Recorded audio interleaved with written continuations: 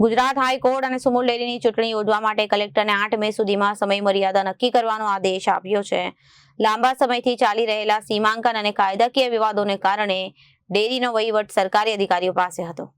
ગુજરાત હાઈકોર્ટે સુમુલ ડેરીની ચૂંટણી યોજવા માટે કલેક્ટરને 8 મે સુધીમાં સમયમર્યાદામાં નક્કી કરવાનો આદેશ આપ્યો છે. લાંબા સમયથી ચાલી રહેલા સીમાંકન અને કાયદાકીય વિવાદોને કારણે ડેરીનો વહીવટ સરકારી અધિકારીઓ પાસે હતો. હવે આ દેશ બાદ 75 વર્ષ ઇતિહાસમાં પ્રથમવાર ચૂંટણી પ્રક્રિયા હાથ ધરાશે. જયેશ દેલાડ.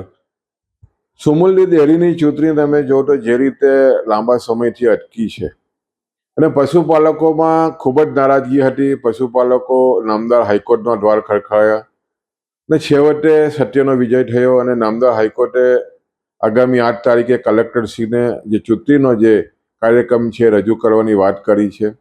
એટલે આગામી જૂન મહિનામાં ચૂંટણી થવા જઈ રહી છે. સાથે સાથે જે રીતે 75 વર્ષના ઇતિહાસમાં પ્રથમ વખત જ્યારે વહીવટદાર સુમુલમાં નિમાયો હોય તો પશુપાલકોમાં ખૂબ જ મોટી નારાજગી છે. અને જે સ્થિતિ રાજકીય બની છે એને કારણે પશુપાલકોમાં ભારે આક્રોશ છે. અને આગામી દિવસોમાં જ્યારે ચૂંટણી થવાની છે ત્યારે ચૂંટણી ખૂબ જ તટસ્થતાથી લડાઈ, પ્રમાણિકતાથી લડાઈ અને ખાસ કરીને અગાઉ તમે જુઓ તો અમારા વડીલોએ સ્થાપેલી સંસ્થા લગભગ 7,000 કરોડથી પણ વધારાનું વહીવટ અહીંયા થઈ રહ્યો છે અને પશુપાલકોને આખા ગુજરાતમાં સૌથી વધારે ભાવ મળી રહ્યા છે.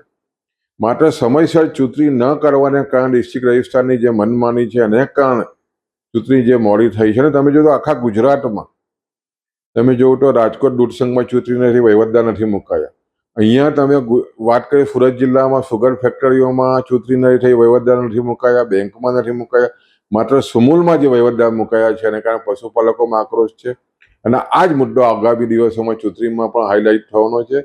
અને જે રીતે મનમાની જેમણે કરી છે એની સામે ચોક્કસ પશુપાલકોનો ભારે આક્રોશ છે. બ્યુરો રિપોર્ટ બરાબર.